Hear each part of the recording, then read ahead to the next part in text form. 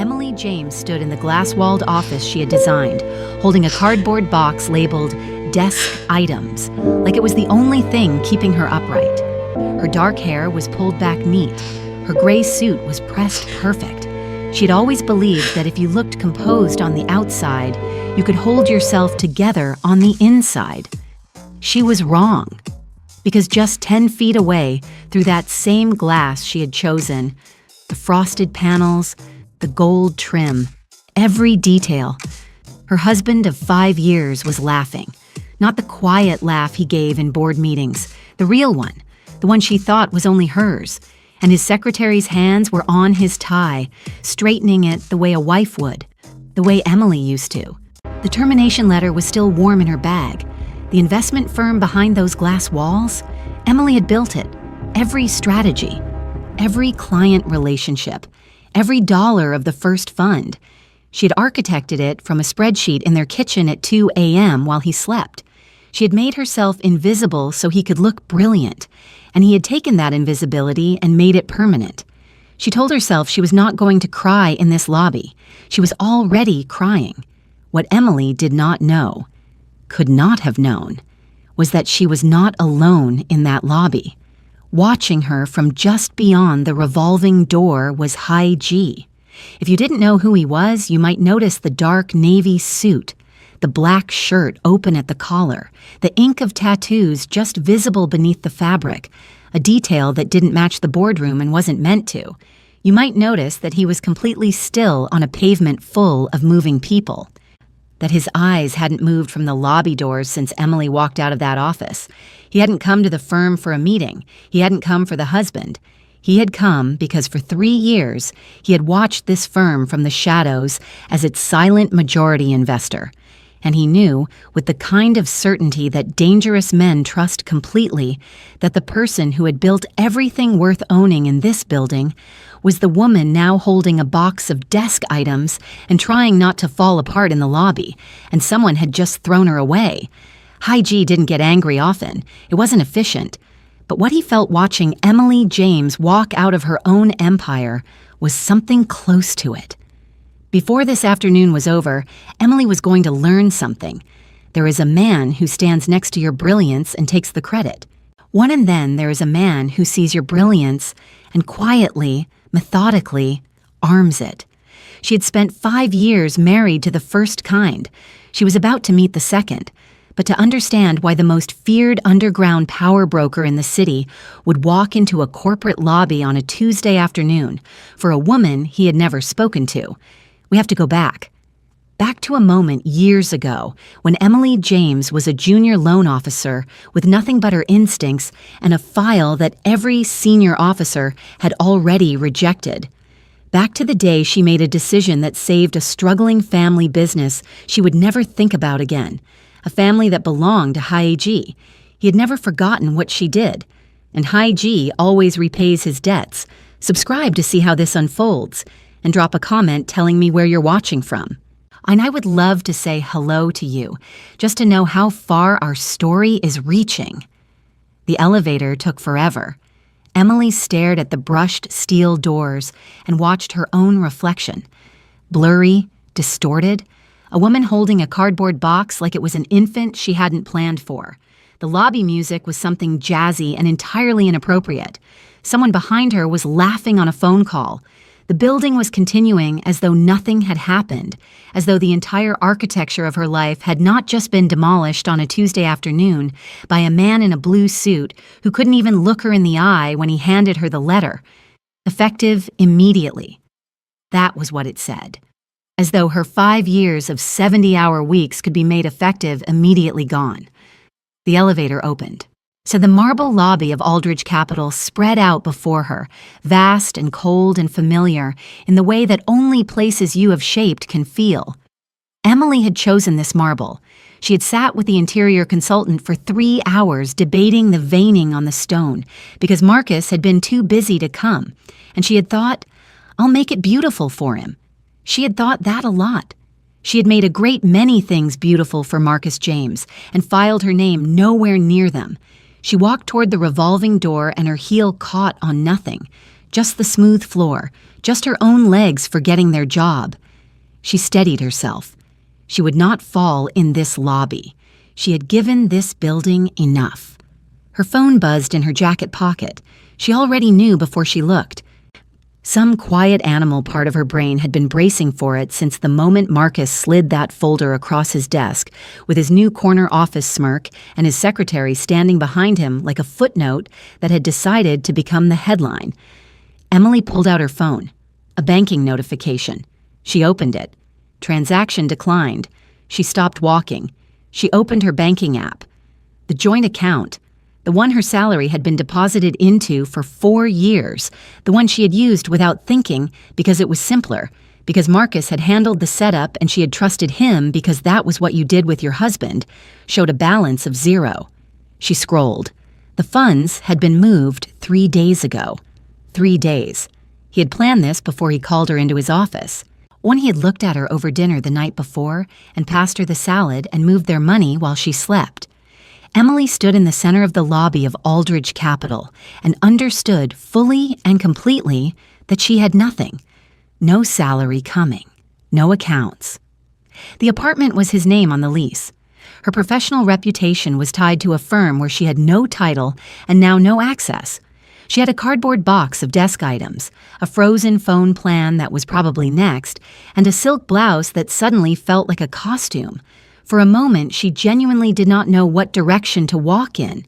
She made herself move, through the revolving door, out into the gray afternoon, down the 3 wide steps to the sidewalk.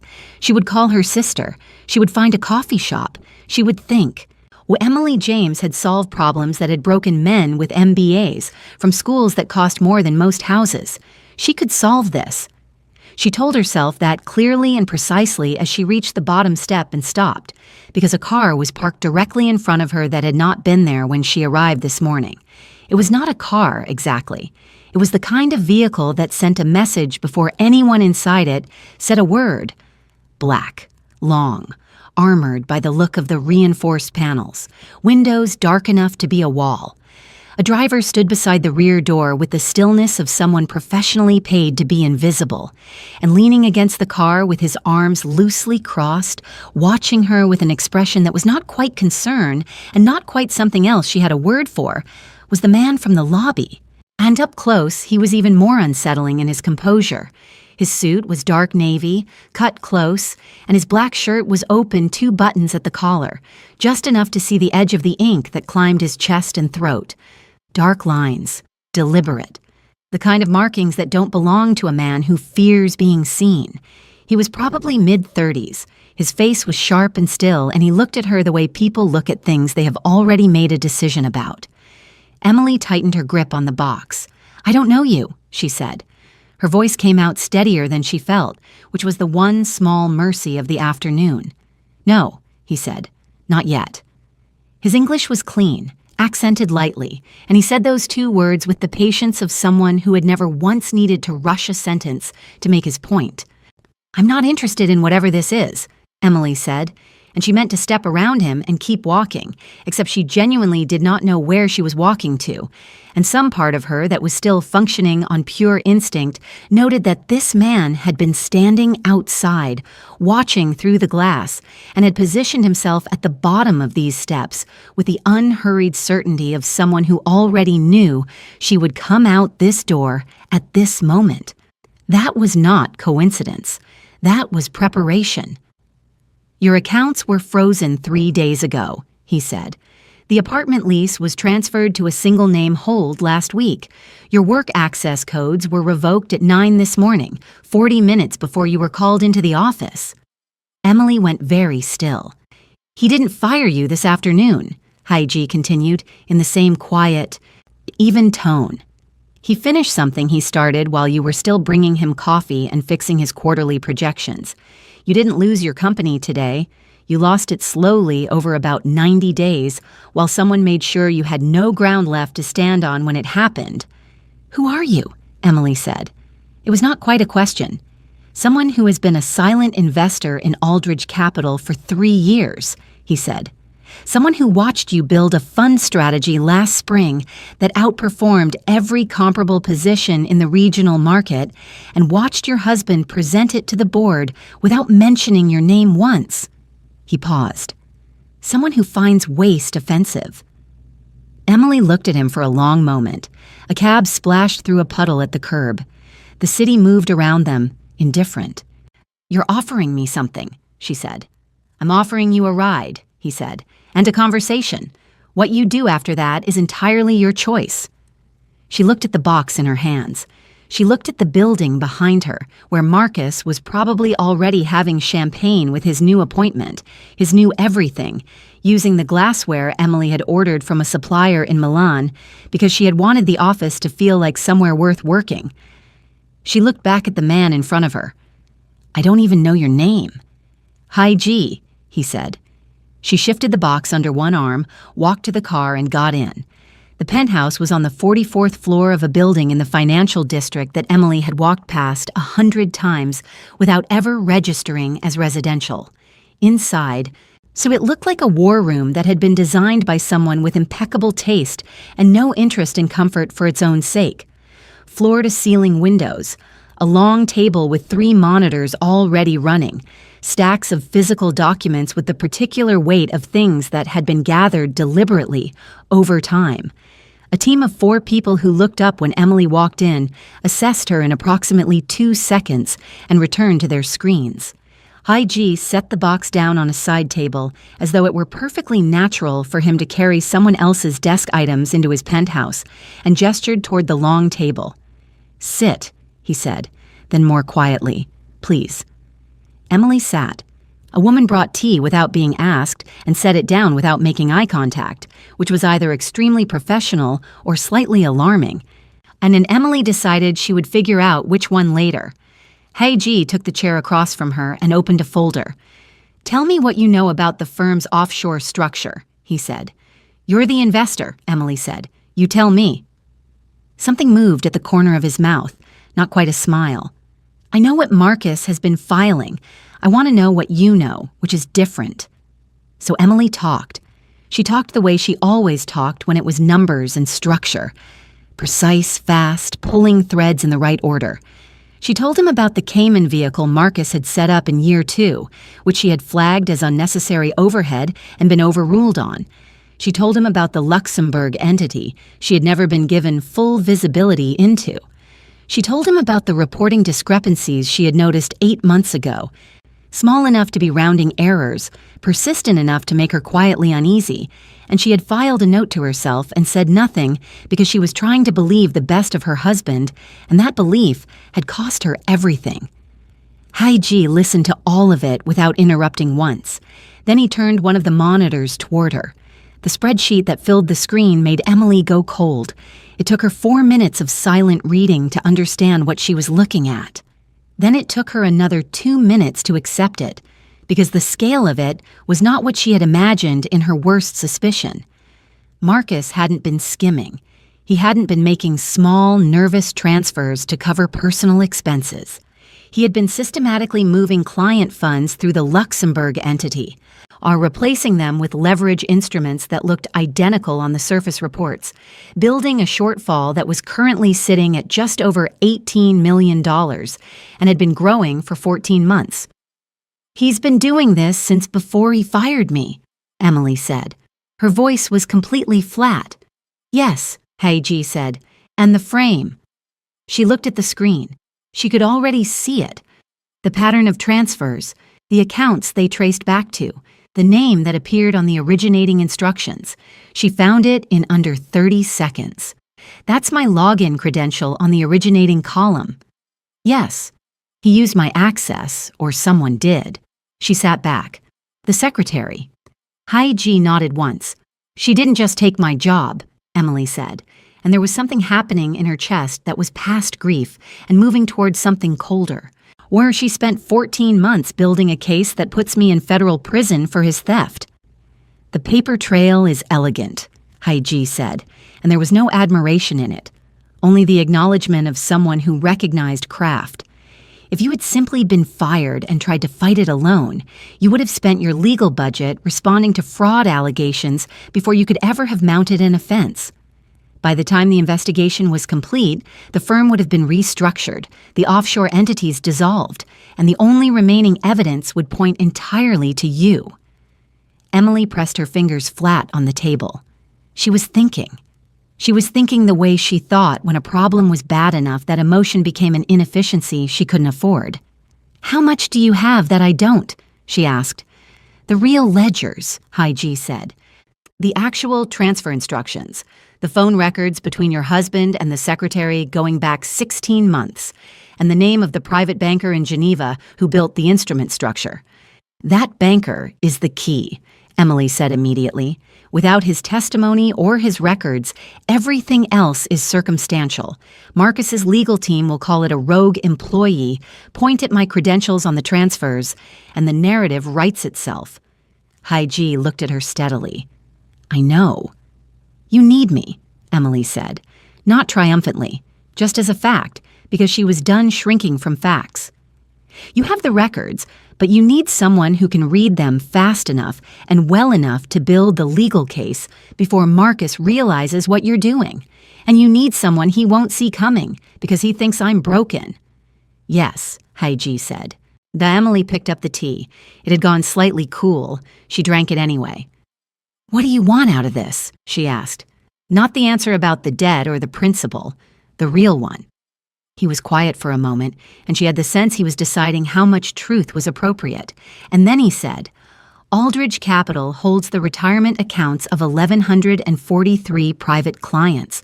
Your husband has been gambling with their money to cover his personal exposure from a bad real estate position he took 2 years ago. Some of those clients I know personally. I want them whole." He paused. "And I want it known, in the circles that matter, that I saw what he did, and I did not look away." Emily set down the cup. "All right," she said. "All right, I'll do it." She met his eyes. "But I want the CEO chair when it's done, not a settlement, not a buyout. The chair." Hai-Ji held her gaze for a long moment. "As majority investor," he said finally, "I can make that happen. Then we have a deal." He extended his hand across the table. Emily shook it. His grip was firm and brief and entirely businesslike, and if some part of her noted that it was the first time in 5 years that a man had shaken her hand as though she were someone worth the formality of an agreement, she kept that observation entirely to herself. She slept in one of the penthouse's 4 guest rooms, which felt like sleeping inside an architectural magazine. Everything gray and white and precisely placed, a bed that was more comfortable than anything she had shared with Marcus, which was a detail she decided not to examine. In the morning, there was coffee and a change of clothes that fit her, which she absolutely did not ask about, and a woman named Sue Ah, who appeared to be Hai-Ji's chief of operations and who looked at Emily with the careful assessment of someone deciding whether to update a threat assessment. "He doesn't usually explain himself," Sue Ah said, setting a tablet in front of Emily with the morning's compiled data. "Neither do I," Emily said, and picked up the tablet. They spent 3 days on the audit. Emily slept 4 hours a night and didn't notice. She'd always worked like this. Submerged, focused, the kind of concentration that made time irrelevant, but she had spent years doing it quietly, carefully, making sure the output appeared on someone else's desk as though it had arrived from the atmosphere. She didn't do that here. She sat at the long table and built the case with the focused aggression of someone who had stopped apologizing for what she was capable of. On the second day, Hai-Ji came and sat across from her at 2 a.m. with a cup of coffee and watched her work for a while without speaking. "You annotate while you read," he said eventually. "I think in margins," Emily said, not looking up. "Most analysts I've worked with read first and react after. Most analysts weren't trying to outpace a frame-up with a 14-month head start." She highlighted a sequence on the screen. "Look at this transfer series. She's been moving funds in increments just below the automatic reporting threshold. The individual amounts look like vendor payments. But the timing sequence..." She pulled up a second window. Maps exactly to the offshore deposit dates in the Luxembourg vehicle. She built this as a call and response. Every move he made in the main accounts, she echoed into the frame. Heiji leaned forward and looked at the screen. He was close enough that she could see the edge of the tattoo at his collar in her peripheral vision. "She's not an amateur?" Emily said. "No," Heiji agreed. "She's been planning this longer than the affair." That landed somewhere quiet and painful in Emily's chest. The idea that while she had been building, the secretary had been watching her build and understanding exactly how to use it against her. Emily had trusted Marcus. She had never once thought to look at who was watching. "It doesn't matter," Emily said, and straightened in her chair, "because she planned it assuming I'd be alone." On the third morning, Emily woke up and looked at herself in the mirror and made a decision. The gray suit had been dry cleaned and was hanging on the back of the door. She looked at it for a long moment. It was a good suit. It was also the uniform of a woman who had spent 5 years making herself palatable, professional, approachable, which was a word people used for women when they meant non-threatening. She left it hanging. She found Sue Ah and told her what she needed. Sue Ah looked at her with something that was possibly the beginning of respect and made 3 phone calls. By noon, a woman arrived with 2 racks of clothing and the particular brisk efficiency of someone who dressed people who mattered. Emily stood straight while the woman worked and didn't second-guess a single choice. What emerged was still precise. She was not performing anything. She was clarifying. But it was precise in a different register. The lines were sharper. The colors were deeper. The silhouette said, "I built this company," instead of, "I'm sorry to be in the room." When she walked back into the main room, Haiji looked up from his desk. He looked at her for exactly 1 second and then returned to his document with the discipline of someone who had decided something and moved on. "We have a problem," he said. Emily sat. "Tell me." "The Geneva banker. His name is Rainer Vogel. He doesn't take meetings through conventional channels, and he's not accessible through legal pressure. He structured his practice specifically to avoid it. He surfaces twice a year at a specific private gaming event in this city. The next one is in 4 days. Emily looked at him. "Underground casino." "The kind where the buy-in requires a referral and the NDA is not optional," Haiji said. "I have standing access. Getting you in requires presenting you as something specific." He paused. "It will require you to be comfortable in an environment that operates outside normal parameters." "You mean illegal?" "I mean discreet," he said, with a measured patience that suggested the word illegal was a category he found somewhat theoretical. Emily thought about Marcus, smug at his desk, confident that she was somewhere crying into a cardboard box. She thought about the secretary's hand on his tie. She thought about 1,143 clients who were about to lose their retirement money. "Tell me about Vogel," she said. The event was in a converted warehouse in a part of the city that looked deliberately unremarkable from the outside. The car stopped on a street with no signage and a door that was just a door, and a man who was just a man until you noticed the earpiece and the way he was standing. He looked at Haiji and stepped aside. Inside was another world entirely. The space had been designed to feel like somewhere between a private club and a dream.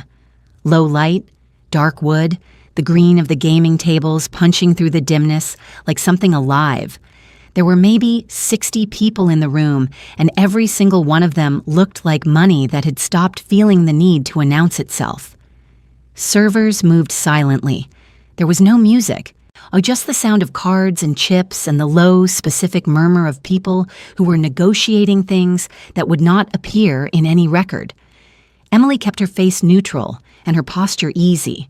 She had been in rooms like this before. Not exactly like this, but rooms where the wrong expression could cost you before you'd said a word. She had learned early that the most powerful thing she could do in a room full of people who underestimated her was to let them keep doing it for precisely as long as she needed them to. Haiji walked with his hand at the small of her back, light and barely there, a signal to the room rather than a claim on her, and she understood that and allowed it. In this world, she was arriving as someone connected to him, which meant she was arriving as someone who required a different category of caution than they might otherwise have extended. 2:00, Heiji said quietly, not turning his head. Gray hair, blue pocket square, drinking whiskey he hasn't touched in 20 minutes. Emily looked without looking. Rainer Vogel was in his 60s, compact, with the particular quality of stillness that came from decades of knowing things other people needed and deciding how much to charge for them. He was watching the baccarat table with the manner of someone who had not come to gamble. He's waiting for someone, Emily said, equally quiet.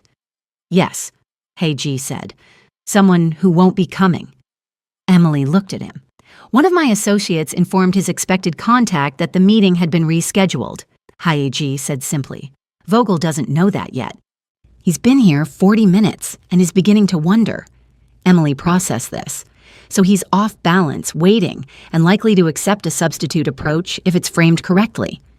He tends to respond to intelligence, Heiji said, and to people who demonstrate that they already know things he was paid to keep quiet. Emily straightened slightly. Get me a drink and then stay back, she said. If you're standing next to me, he'll manage the conversation toward you. I need him managing it toward me. Heiji looked at her. You're going to approach him alone. I built an investment firm from a kitchen table, Emily said. I can handle a banker. He handed her the drink a server was already bringing. She noted that, filed it away, and she walked across the room toward Rainer Vogel with the smooth, unhurried confidence of someone who had never once doubted their right to be in any room they walked into. It was the first time that was true. She stopped beside him at the table's edge and looked at the game for a moment before she spoke. The Luxembourg vehicle, she said pleasantly, as though commenting on the evening air. Specifically the transfer series between March and September of last year. I've been curious about the instrument structure. It's very clean work. Vogel went very still. I have 48 hours of documentation, Emily said, still looking at the table. What I don't have yet is the original instruction chain that would tell me whether you built it to serve your client or to serve yourself. She finally looked at him. I thought you might prefer to have that conversation with me before I have it with a federal prosecutor. Vogel looked at her. Then he looked past her to where Heiji was standing across the room, far enough away to be irrelevant, close enough to be visible. Who are you? Vogel said. The woman your client tried to frame, Emily said, which means I'm the most dangerous person in this room to you, and also the only person in this room who might actually be interested in making you a deal. Vogel was quiet for a long moment. The baccarat table turned. Someone won something. What kind of deal? He said. Emily smiled for the first time in 4 days. It was not a warm smile. It was the smile of a woman who had built an empire once and understood exactly how to build another one. The kind where you walk away, she said. And they don't. Across the room, Heiji watched her. He did not smile, but something in his expression shifted, something that looked, to anyone paying attention, like a man who had placed a bet a long time ago on a woman the rest of the world had been foolish enough to underestimate and was watching that bet begin to pay. The charges arrived on a Thursday morning, delivered with the particular theatrical timing of a man who had learned that offense was the best disguise for panic. Emily was at the penthouse table when Sue Ah set the document in front of her. Corporate fraud, misappropriation of client funds, breach of fiduciary duty. Marcus had moved fast, faster than she had expected, which meant he knew something was shifting, which meant someone in his circle had noticed something. She read through the filing twice, methodically. The way she read everything, and by the second pass she had stopped feeling the cold shock of seeing her name attached to crimes she had spent 4 days documenting as his, and started feeling something sharper and more useful. She looked up. Heiji was standing at the window with his phone to his ear, speaking quietly in Korean. He finished the call and turned. He filed, Emily said. I know. He crossed to the table and sat. My legal team has already been briefed. The preliminary hearing is in 10 days. 10 days isn't enough time to... for most legal teams, Haiji said, with the quiet certainty of someone who had never in his adult life worked with a most legal team.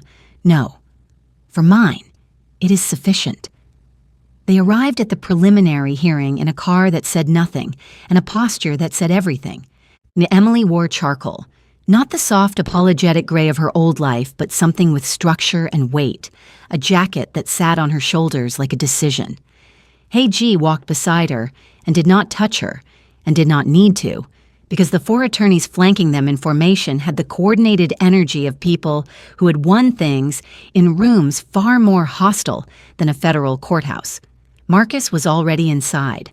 Emily saw him the moment she entered, saw the slight adjustment of his posture when he registered her, the flicker behind his eyes that he covered immediately with the performance of a man who was certain of his position.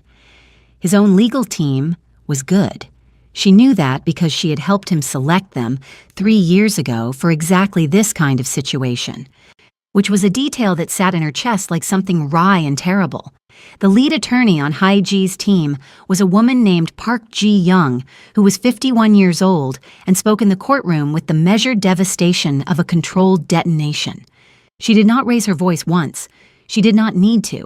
She presented the preliminary evidence in a sequence so clean and so precisely ordered that Marcus's legal team spent the first 20 minutes making objections that each got quietly overruled.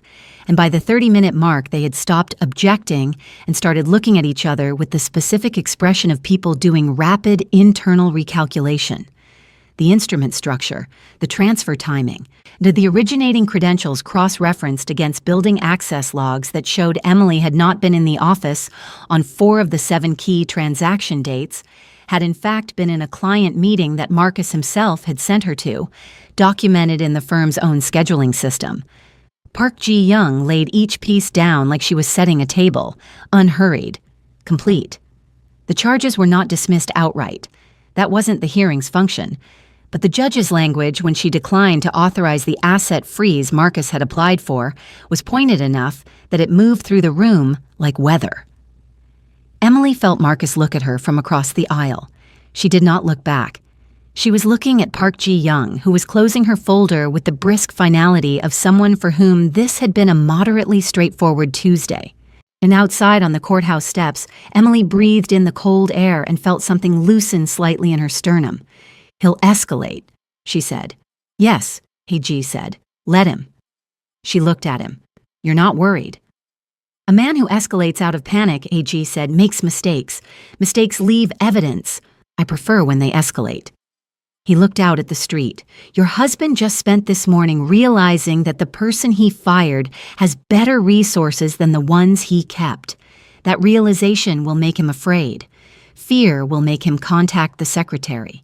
Contact with the secretary will make him move the money." Emily understood.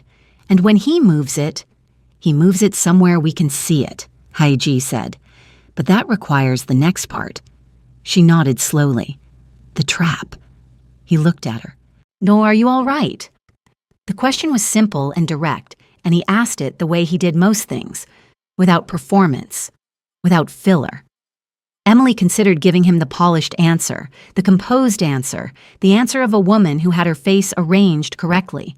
"No," she said instead, "but I'm better than I was 10 days ago, and in 10 more days I'll be better than I am now." She paused. "That's enough." Something moved in his expression. "Yes," he said quietly, "it is." The nights were long, and the city outside the penthouse windows was always lit, which made the hours between midnight and 4 in the morning feel less like the middle of the night and more like a different kind of day that belonged only to them. Emily had stopped tracking what time she went to sleep. She worked until her brain stopped yielding anything useful, and then she slept until it started again. And in between, there was Haiji, who seemed to run on a similar internal rhythm, and the two of them had developed the unspoken grammar of people who inhabit the same space under pressure, who knows not to speak before coffee, who moves to the other end of the table when thinking aloud, how much silence is comfortable, and what kind of silence means something else. It was past 1 in the morning, 12 days after the hearing, when Emily looked up from her screen and found him watching her, Not the assessing watch of the lobby, something quieter than that. She held the look for a moment. What? Nothing, he said, and returned to his document. Emily looked back at her screen. The cursor blinked. Outside. A siren moved through the city and faded. Why did you really come to Aldridge that day? She said. She hadn't planned to ask it, but the question had been living somewhere in the back of her mind since the courthouse steps, and the hour and the quietness of the room made the distance between thinking a thing and saying it smaller than it usually was. Haiji was still for a moment. Then he set his pen down. You approved a loan, he said. 7 years ago, you were working at Meridian Community Bank. Junior officer. The account was a restaurant in the garment district. Korean family, 12 tables, making almost nothing. He paused.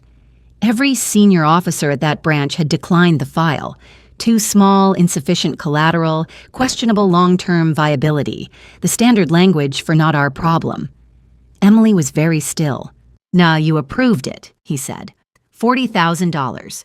You wrote a 2-page addendum to the file arguing that the revenue projections were sound and the collateral assessment had undervalued the family's equipment and lease terms. You took it back to committee twice. He looked at her. The loan officer who approved a $40,000 restaurant loan over the objection of her seniors did not get a bonus for that. She did not get recognition of any kind. She did it because she read the file and believed the numbers and thought it was right. Emily remembered distantly the shape of it. She had worked that file for a week. She had believed in it in the specific, stubborn way she believed in things that made sense when she looked at them clearly. That restaurant, Haiji said, was the only legitimate income my family had during a period when everything else we had built was under attack. My father was in a hospital in Seoul. My mother was running those 12 tables and using the revenue to keep our people paid and our operations stable, while I managed what needed managing from here. If that restaurant had closed, he stopped. It would not have been only a restaurant that closed. The room was very quiet. You saved something, he said, without knowing what you were saving. And you did it because it was the right call. Not because there was anything in it for you. He held her gaze. I have been in rooms with some of the most strategically intelligent people in this city. I know what self-interest looks like when it's dressed up as principle. What you did at that bank was not that. It was just... He paused, something rare moving through his composure. Decent. And then your husband spent 5 years using that same instinct against you, letting you pour everything into something he took credit for, and I watched it happen from the outside, and I could not... He stopped again. You could not look away, Emily said softly. No, he said. I could not. They looked at each other across the table that was covered in the evidence of his crimes and their plans and the complicated machinery of justice they were building together, and Emily felt something shift in the architecture of what this was. Not disappearing, not becoming something reckless, just shifting, like a structure settling into a truer foundation. Haiji, she said. I know, he said. After, she said. After, he agreed. She picked up her pen. He picked up his. And the city went on outside the glass, and they worked until morning, and the thing that had moved between them stayed exactly where it was, present, patient, certain of itself in the way that only real things are. The mole's name was Daniel, and he had been Marcus's personal assistant for 2 years, and he had been passed over for 3 consecutive raises while watching the secretary redecorate her new office with the petty authority of someone who has confused access to power with the possession of it. People who have been overlooked long enough, Emily had learned, are among the most reliable sources of information in any organization, not because they are disloyal by nature, but because loyalty requires reciprocity, and reciprocity had never been Marcus James' strong suit. Daniel made contact through a channel Sua had established, and Emily met him once, briefly, in a hotel lobby, and she looked at him and recognized something in his face.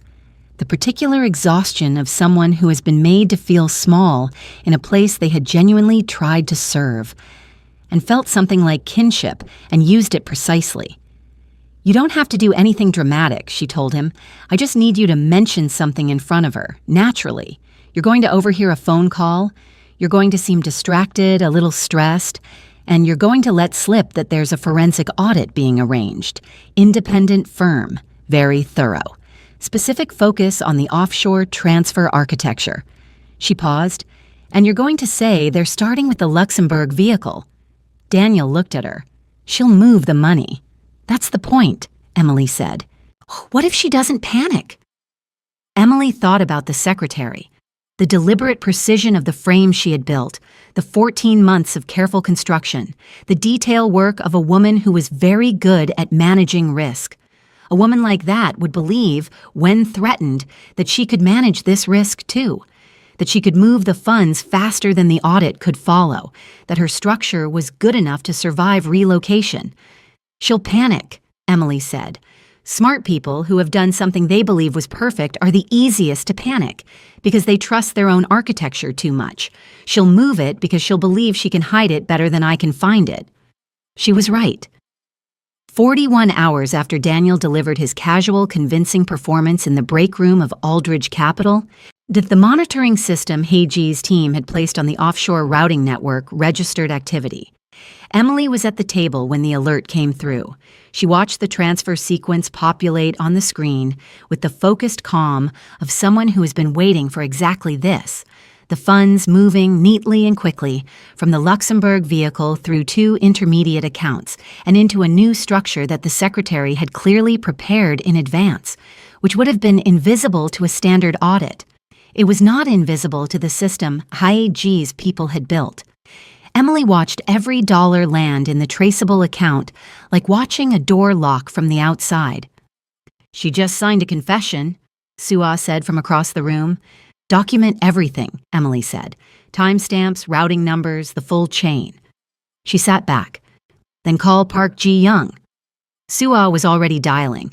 Emily turned to where Haiji was standing in the doorway, and she looked at him and felt the whole weight of the last 3 weeks.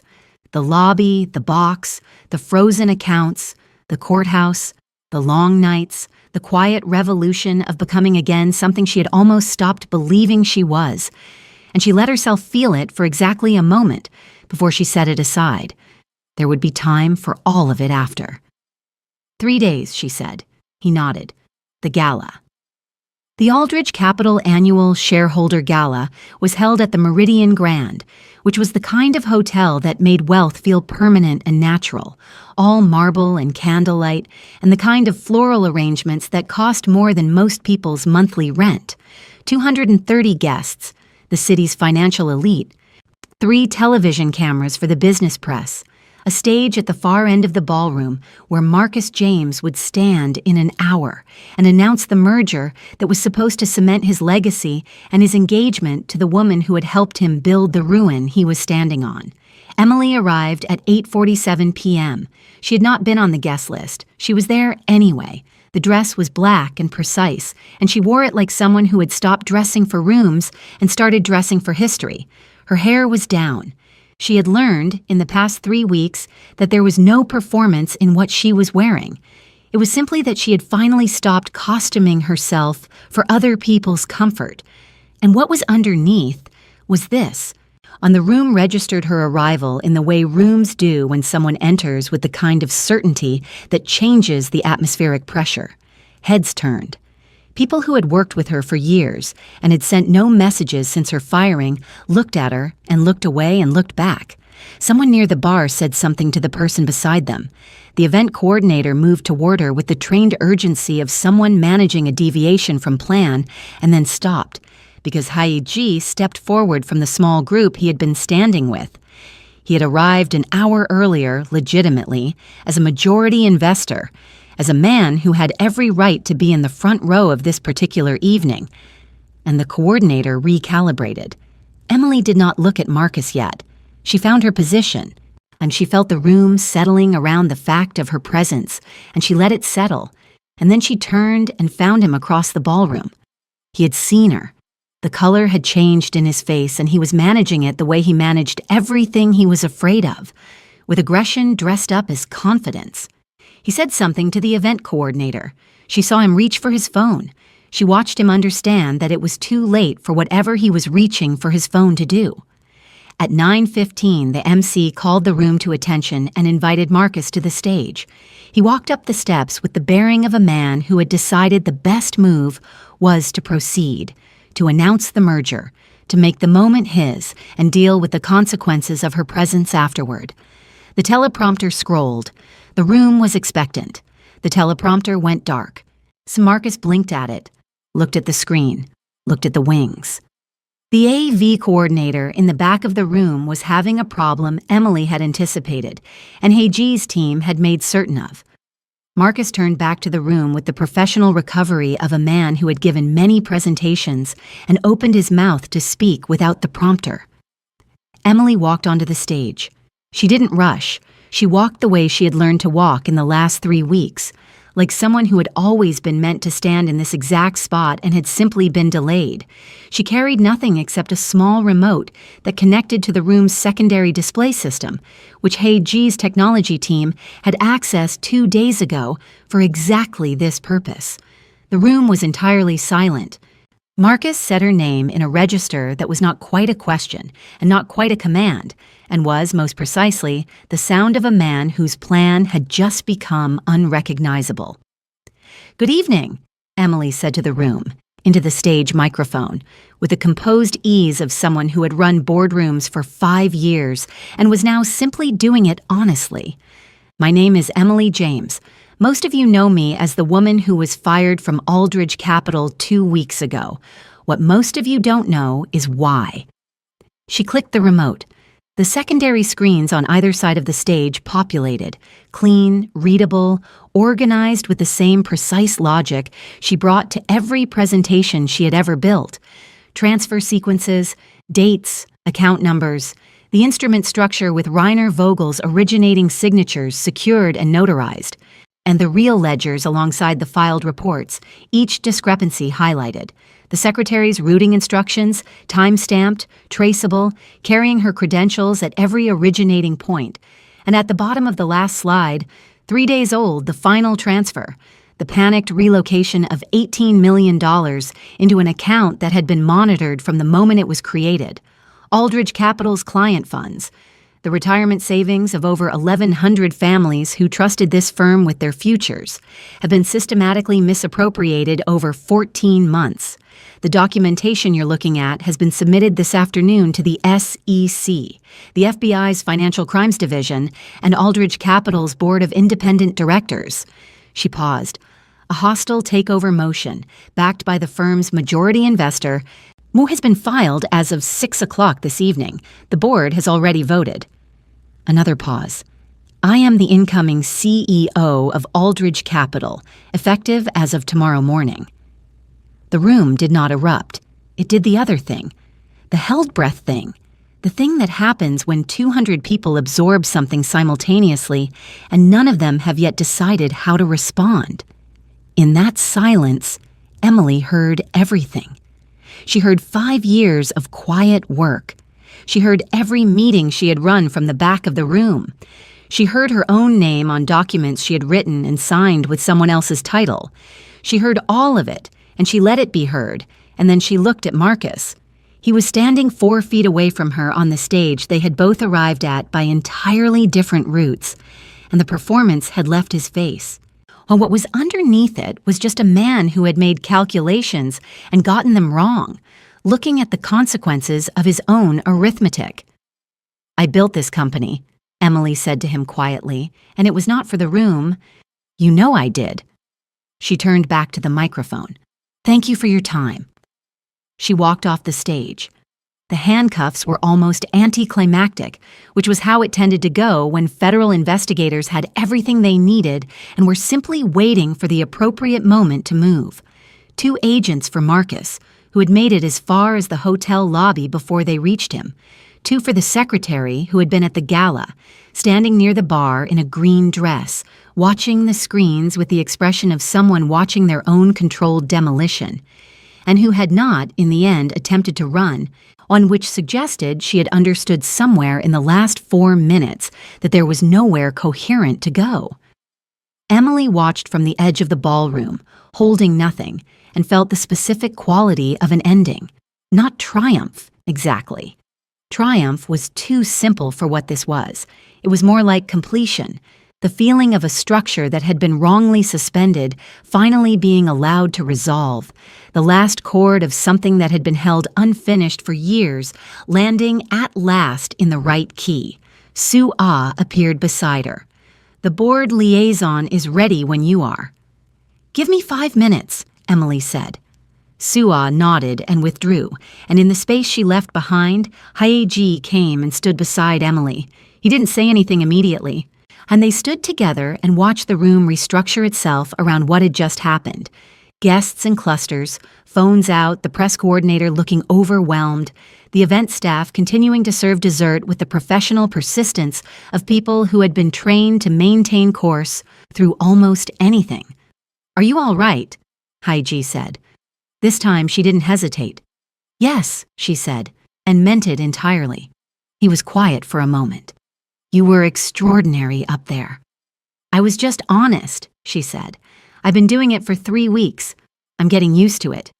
She felt, rather than saw him, almost smile. "The board meeting is Monday morning," she said. "There's a lot of work ahead. The client accounts need to be made whole. The fund structure needs complete reconstruction. And the firm's reputation," she paused, "is going to require a public strategy that I'll need to build from the beginning." "I know," he said. "I'm going to need your cooperation as majority investor." "You have it," he said. "You always had it." She looked at him. In the candlelight and the chaos of what was rebuilding itself around them, he looked exactly as he had looked in the lobby, composed, watchful, certain, except that now she knew what lived under the composure.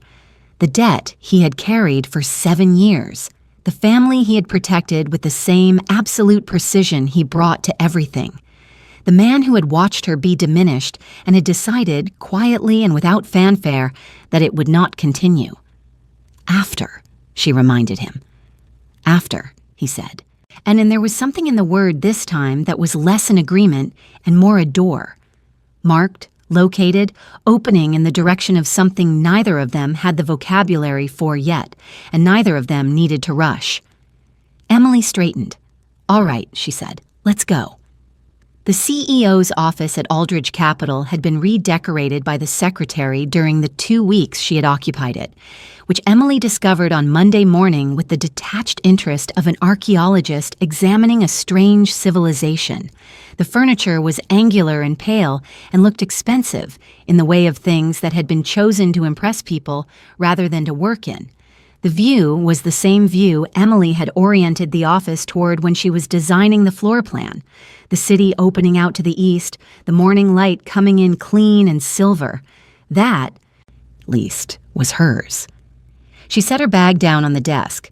She stood at the window for a moment and looked at the city. The same city she had looked at from the lobby 3 weeks ago, with nothing in her hands but a cardboard box and the specific grief of a woman who has been made to feel that everything she built was somehow contingent on someone else's generosity. The city had not changed. She had. The door opened. Sue-Ah came in, which was to say Sue-Ah had accepted the position of Chief of Operations at Aldridge Capital with the matter-of-fact efficiency of someone for whom this was simply the most logical arrangement of available resources. Emily had made the offer, and Sue-Ah had looked at her for a long moment and then said fine, which Emily had learned was approximately as close to enthusiastic as Sue-Ah got about anything. "The board liaison is here," Sue-Ah said. "Park Ji-young has the first court filing ready for your signature. The investor relations team has drafted a preliminary client communication.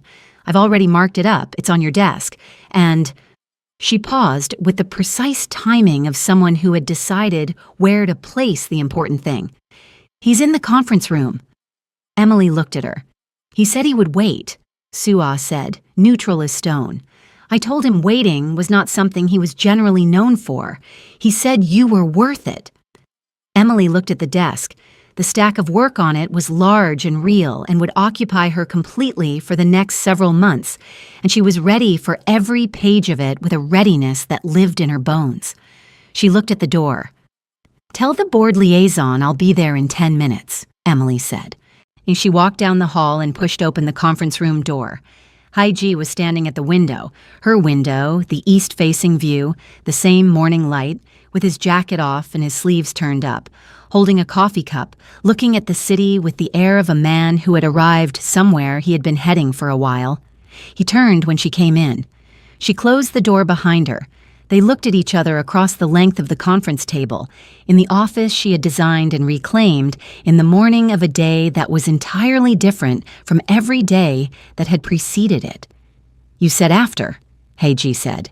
"I did," Emily said. "It's after. It is." She crossed the room and stood in front of him, and the morning came in around them both, and she thought about the lobby, about the box, is about every room she had made herself small in for the comfort of a man who had never once been worth the reduction. She thought about what it felt like to stand on a stage and tell the truth and have it land like something structural, like something that held weight.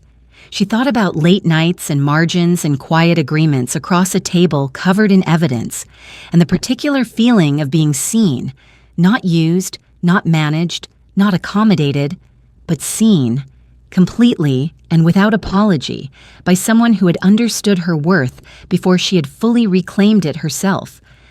"I'm not a simple person," she said. "I need you to know that." "I have known that," Haiji said, "since a community bank file from 7 years ago." She looked at him. He looked at her. Neither of them moved for a moment.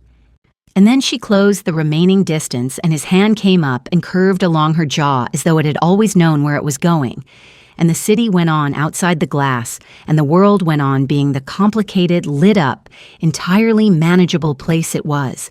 And Emily James, CEO, architect, the sharpest mind in the building, the woman who had been thrown away and had walked back in through the front door, finally, completely, without reservation, took up exactly the space she had always deserved. Can Haiji tell the difference between the woman he chose and the web of lies still closing around her? And what does it mean for everything they've built if the truth goes deeper than either of them is ready for? Subscribe and turn on notifications because you do not want to miss what comes next. This story is only getting sharper. Or drop a comment. Do you think Emily's empire can hold when the enemies she hasn't found yet make their move?